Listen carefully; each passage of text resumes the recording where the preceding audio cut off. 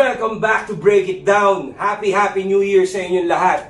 At syempre para sa episode na to, pagbabalik ng Break It Down, kasama ko ang isa buhay champ, 2x2 champ, at isa sa mga paborito kong battle MC sa Flip Top, ladies and gentlemen, Shay Yee! What's up guys? Happy New Year at masaya akong nakabalik ako sa Break It Down. Yan o. Pangalawa to eh. Una kasama si Harlem. Isa sa mga pinaka madadaldal ko na guests dito at isa sa mga paborito kong guests. Ano mga pinagkabalaman nitong... Hindi ka bumattle nitong buong 2022? Hindi. Anong... Dapat babattle ako. Talaga? Oo. Ahon? Ahon ba yun? Ahon. Itong nakaraang ahon. Pero ako, hindi kaya ng puso ko eh. Nag-back out. Ako yung nag-back out. What do you mean? Bakit? Ba't puso? Umpisa pa lang. Bakit? Di ba dapat may kalabang ka na ba dapat? Si Zaito. Okay. Dapat si Zaito. Ba't mo naman Parang yung nagsusulat kasi, kumpleto na.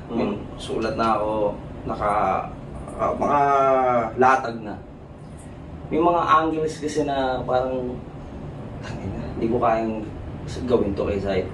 Parang gano'n. Kaso pag hindi ko to ginawa kay Zaito, hindi ako to. Mag-fail. Hindi ako. Hindi ka masaya. Hindi naman si Shay yun. Parang gano'n. Pag hindi niya to ginawa kay Zaito. So parang, ifufukod lang mo siya? Gano'n? Parang, o mas matindi pa? Mas, 2018 pa yun eh. 4 years ago pa yun eh. Pero para sa akin, yun yung pinaka-brutal na Shay na napanood ko eh. So yun yung parang standard ko ng dito mo ba dadalhin sa na to o ibabalik mo sa or gagawa ka ng bagong approach? Ibang approach eh. So yun yung dahilan dahil parang feeling mo yung angulo, mga feeling. Ilang beses nun, nakailang ko nun, tapos sabi ko, Ari, parang hindi ko kayang gawin kay Zaito talaga. Pero si Zaito naman yun eh. Kaya, yun nga eh. Diba? Si Zaito nga. Kaya battle rap skin. Parang, hindi eh. Tutuklapin ko yun eh. Yung battle rap skin niya eh. Meron ako napanood na interview niya kay Wrecker. Yung bago? Oo, Wrecker. Tungkol doon sa family, yung roots niya, yung ganun. Yun yung angle na itatouch upan ko, nung pupulating ko, gano'n. Mamimitas ka na lang. Pupulating ko talaga. Alam mo, may naghilom na peklat na, tapos gaganunin ko yung peklat. That's for me, it's a shady thing to do. Yes. But, parang ayaw kong gawin yung ganun kay Zaito. Parang love ko si Zaito. Parang gano'n. Kung siguro mas bata ako, dati, kung walang... Mas mapusok ka pa. Oo, walang talaga. Pero through the years kasi ito, nade-develop yung parang respect talaga na... Kinship din. Bilang, di ba, kapatid mo sa industriya. At yun eh. Tsaka si Zaito, sabihin na natin, countless battles na yung niya, freestyle. Pero may kita mo pa rin sa interviews niya, sinasabi niya, nasasaktan siya. Di ba? Sabi nga niya, nung battle daw namin, para daw siyang ibon na nasa hawla na sinasaktan ng barbecue stick. Napanood ko yung interview niya. Di ba, gaganunin mo? Yun, kaya parang, di talaga. Ang mangyayari pa nun, so, pag hindi ko naman ginawa yun, anong mangyayari? Hindi ako full pagbalik ko. Makakapagigay lang ng lackluster na performance na hindi naman deserve ng mga tao, lalo na sa ahon. Laban na tayo, di ba? Brad, eto, hindi ko alam kung gusto kong itanong to, pero tanong ko na rin ha. Totoo ba na hindi mo nakilala yung mga magulang mo? Oo, boss. Di ko nakilala yung mga magulang ko. Yun ang mahirap sa akin eh. Lumaki ako ng... May nag-alaga sa akin na matanda. Pero namatay na rin eh. Hindi niya na, matanda ako na siya nakilala eh. Siyempre, inampun niya lang ako. Hindi ko lalang kung hindi ko mga magulang. Paano hindi mo nakilala? Pinaampun lang ako eh. Parang nabuntis yung nanay ko tapos gusto niya ipalaglag. Sabi, wag, palaglag. Kunin na lang namin yung bata. Tapos pagbigay bata pa yung nanay ko. Seryoso ba yun? Pinanganak ako 19 anyos eh. Ang nanay mo? Nanay ko. Ibig sabihin, baka may mga kapatid pa ako ngayon. Oo, ano? Paano yun, Brad? Pagkapanganak sa akin, iniwan na ako ng nanay ko. Seryoso? No trace ka? Wala. Picture? Wala rin. Pero sa Luneta yun, sa Luneta. Sa Luneta pala. Kung meron kayo naalala sa Luneta, may karinderya dyan. Sino ba mga taga Luneta dyan? Ang tatay ko, ang kinagis na kong tatay, electrician. Anong year to? Sa Rizal Park. Anong year ka pinanganak nun? 1984. So, 1984 to nangyari, Luneta. Luneta. Sige, ano yung palatandaan nun, Brad? Baka malay mo may makapanood or may... Kung di ako nagkakamali, Lorna raw yata yung pangalan ng nanay ko eh. Tapos Lorna. si Aling Luring, yung matanda ron, tsaka si Mang Pidring, yung nagtitinda ron sa karinderya. Yun yung kinagisan ko mga magulang. Sila ang nakakalam. Oo, sila. Ba't hindi mo sila tanong kung sino yung magulang mo? Wala, nung ultimo mamamatay na yung nanay ko, hindi niya sinabi sa akin eh. Tapos yung tatay ko pa na kinagisnan, missing, nawawala. Dahil parang nagtrabaho, ewan ko lang kung alam ng mga kamag-anak niya na kung nasaan. Baka meron sigurong mamanahin lupa dahil legal na ampun ako eh. So, paano yan, Brad? Ano pakiramdam mo yan? Hindi naman alam ko naman na pakiramdam mo na nakakalungkot or what. Pero ikaw, bilang si Saito, ano yung mga napagdaanan mo na lumaki ka na Siyempre mahirap. Iba yung kumpletong pamilya, yung talagang ramdam mo na tatay at nanay mo, kadugo mo, yung malasakit na maibibigay sa'yo. Siyempre, tatay at nanay mo yun eh. Kaya yung mga anak ko, siyempre, yun na lang yung makikilala kong kadugo ko. Kaya, mahal ko sila. Grabe, no? Hindi ko akalain na ganito may... Hindi namin alam na may kwentong ganito si Saito. Hindi nila alam. Hindi mo nasabi sa flip top to eh, no? Hindi. Never mo nasabi. Mahirap yun. Lumaki ka nang wala kang kilalang kamag-anak, wala kang tawag nito, wala kang tutulong sa'yo. Oh, yung... Wala kang pinsan, Parang wala kang ulilang lubos. Mas masawal pa sa ulilang lubos. Diba? Parang ano eh. Ina, Pero Brad, hindi, kinaya ko yun. Bata pa lang ako, nagsikap ako. At least lumaban ako ng parehas. Hindi ako gumawa ng masama, hindi ako nagnakaw, hindi ako nangapin ng kapwa para sa pansarili ko. Kahit pa paano, ginapan ko sa sarili ko mga paa yung ano man yung meron ako ngayon. Hindi namin nakalain to, Brad. Real talk, idol. Ang hirap. Hindi ko alam sasabihin ko. Pero yun nga, tingin mo, sa pakiramdam mo ba, tingin mo makikita mo pa sila? Sana. Kung ipagkakaloob ng Panginoon, hayaan natin sa Panginoon yung ano, di ba? Pero kung sakali man magkita kami, walang problema. Hindi ka galit? Hindi, ba't ka magagalit? Magpapasalamat pa ako dahil siyempre, nakita ko yung magulang ko. Nasa nga man, di ba? Bukas ang ano. As in, pag makita mo sila, wala kang galit, wala kang kahit ano? Wala akong galit, siyempre. Kung meron, masama kasi nagtatanim ng galit sa kapwa eh. Pangit yun. Tama yung ano lang. Siyempre, nanay ko pa rin yun. Kundi dahil sa nanay ko, wala ako rito ngayon. At least binuhay niya ako, di niya ako pinalaglag. Pero yun, ang pangalan niya is Lorna. Lorna, pagkakalam. 1984 sa Luneta. Sa Luneta. Pero alam ko, pinanganak ako sa Quezon City, sa Prisco, Masambong. Masambong. Napunta mo na yung hospital na yan? Hindi, Masambong. Bahay lang yun eh.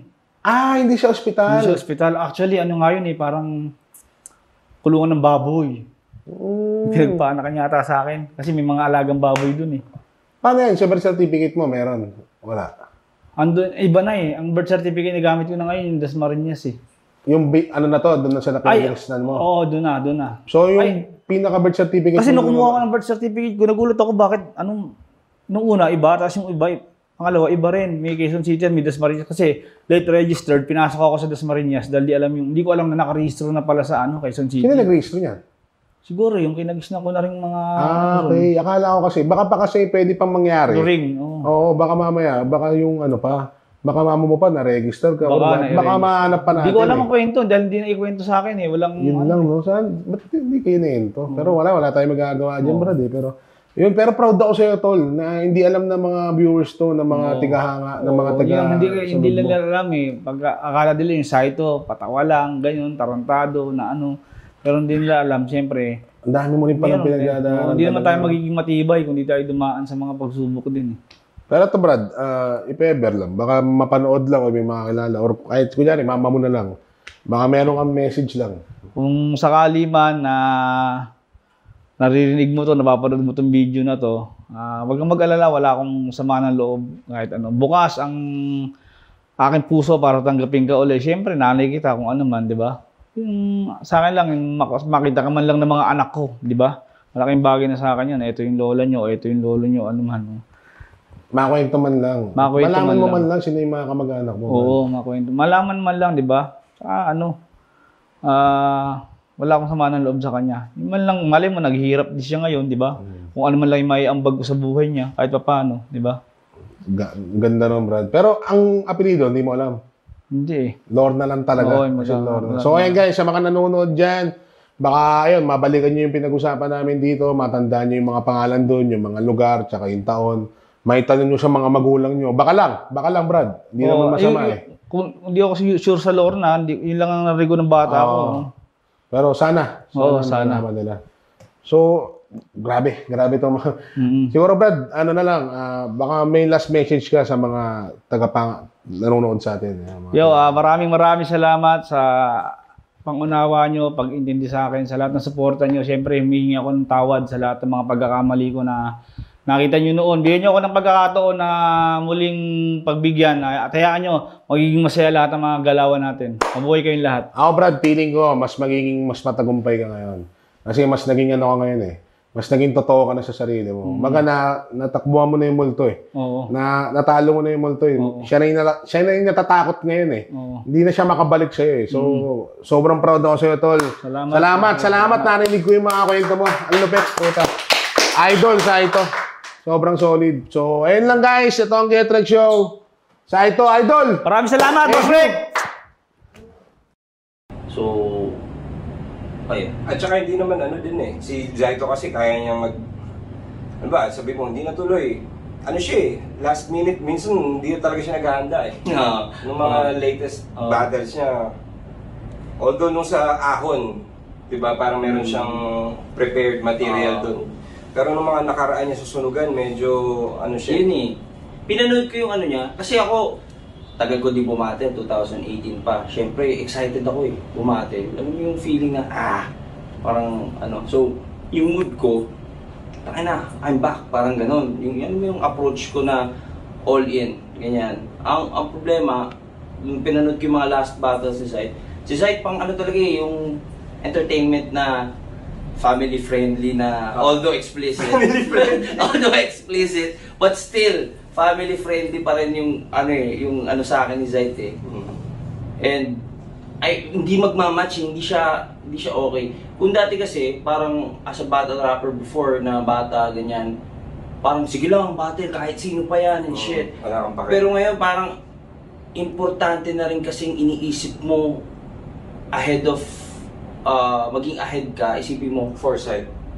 Okay ba kaya itong battle namin? Okay kaya na mag-battle kami ni Sight na ganyan na, bigla akong sasaksakin di ba? Imbis na okay lang sana ko, ganyan si Sight, ikaw din, ganyan. Gagagawa kayo.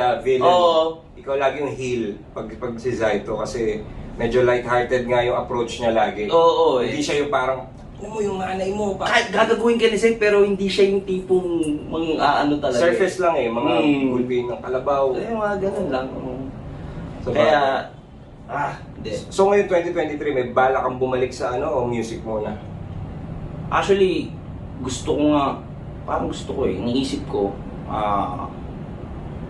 siya, neto lang last week, parang iniisip ko, bakit kaya ako ulit? Kasi, ano ba, nag-champion kasi si M-Sight ng 2x2.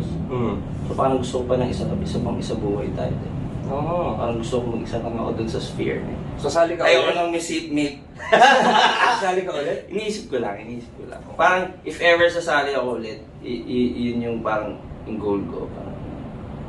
Parang hindi pa, parang, kasi the past 4 years naging kontento ko sa buhay. Parang gusto ko na-bore na ako, tol. Gusto ko ulit challenge. Gusto ko ulit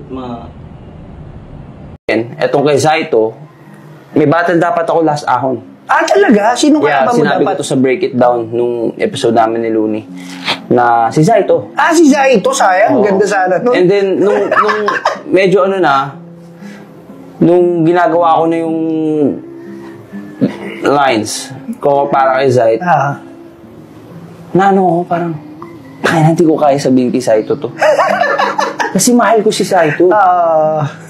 Love ko talaga si Zaito. Parang isa sa mga MC kasi na everybody loves Zaito. Totoo yan, totoo. Mga parang alam mo yun? Ako pag bumatil ako talagang parang durugan eh. Like, gusto ko wasakan talaga ng pagkatao. And si Zaito, nire-respeto ko siya na to the point na ayokong gawin sa kanya yun. Yung gagawin ko, ayokong gawin sa kanya. So, nag-back out ako. Parang sa palagay mo, masasaktan siya, madudurog sa Saktan doon. ko talaga si Sai. Grabe. Kanino ka na-challenge ngayon ni MC? MC ngayon. Na parang tingin mo, may lalabas yung next level ng Shay.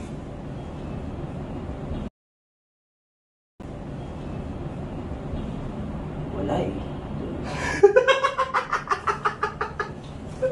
ang pwede lang talagang yung sensei ko lang. Pero hindi na para ayoko namang hindi na magbabattle kami. Pero siya lang eh. Tsaka sino po ba? Si Glock 9, yun yung gusto ko battle. Hindi mo bumabati. Pero yun nga, hindi nga siya bumbattle. And alam ko naman yun. So, Pero kung sakaling sa ibang multiverse mangyayari yun, magiging dream come true mo ba yun? Kung sakaling maglabang kayo ni Glock 9 sa ibang eto sinabi ko na to alternate universe. Ito sinabi ko na to sa ibang interview.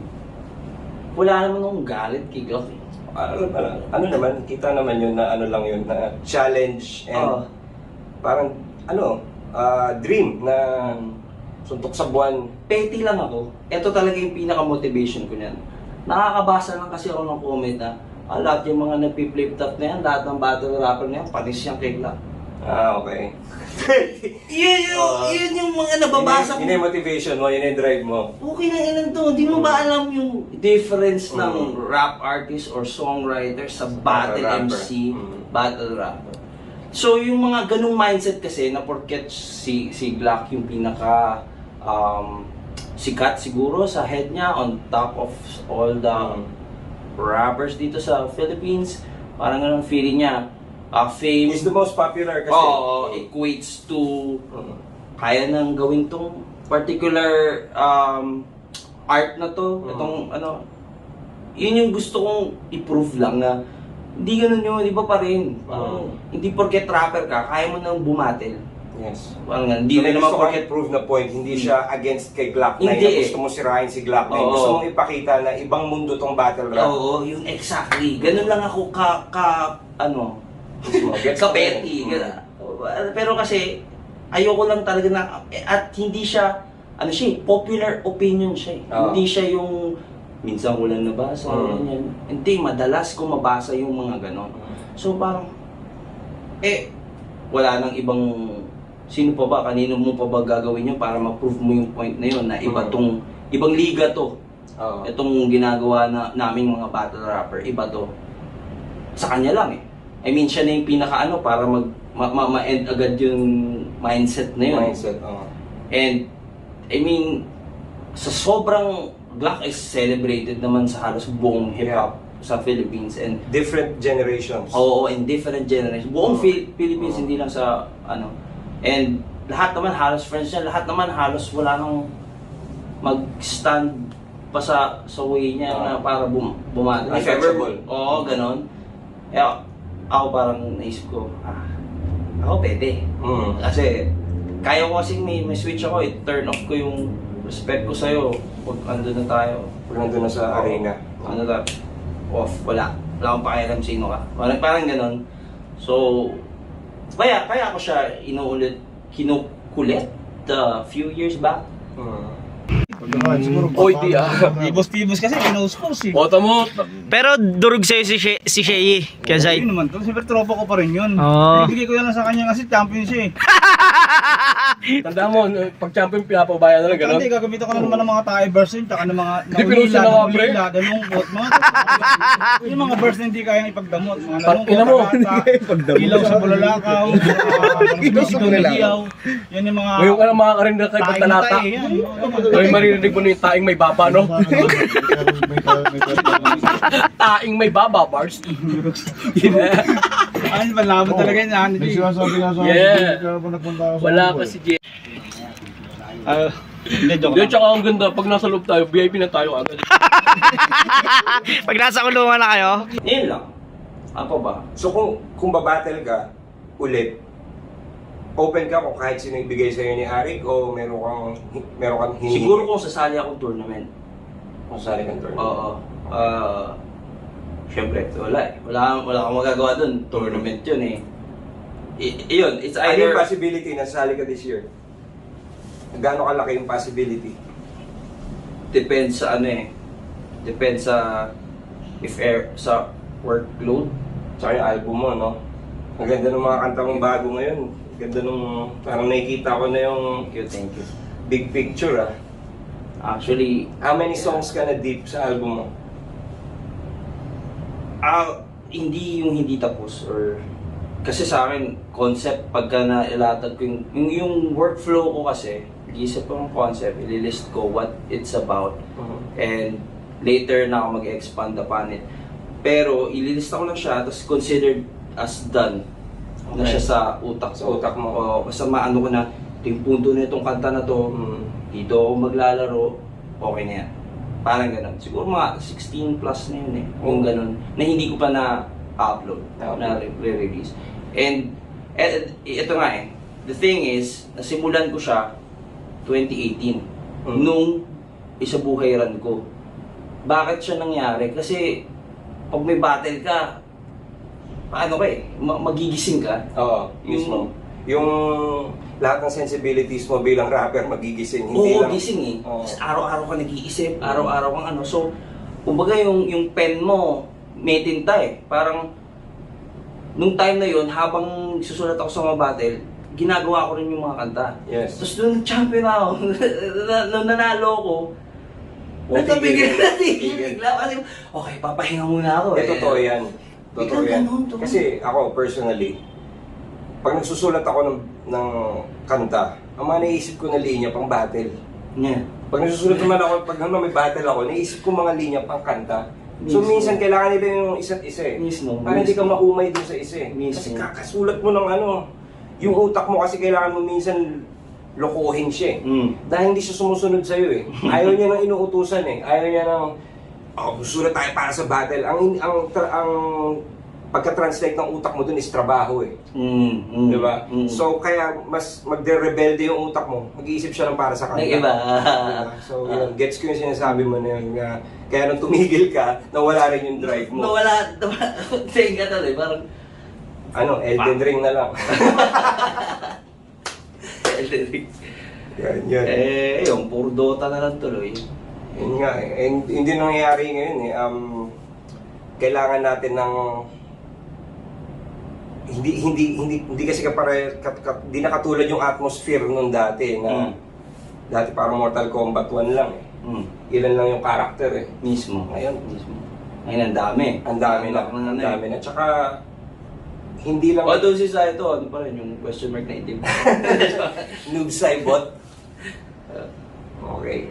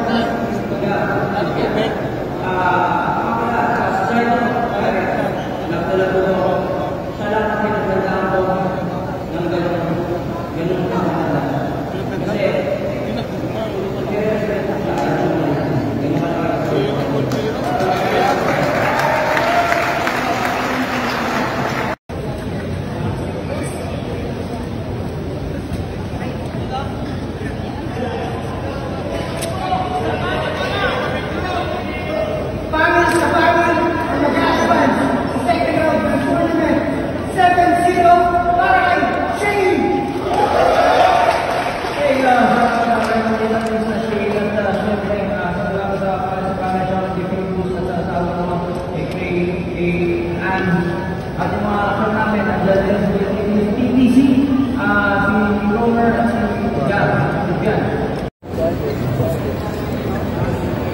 Let's go, man. Gamit mo na yan eh.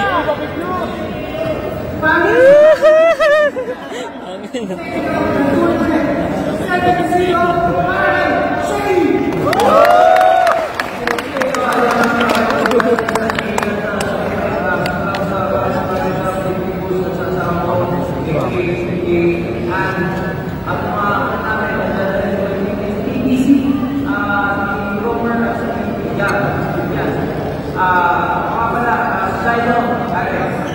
alam mo to,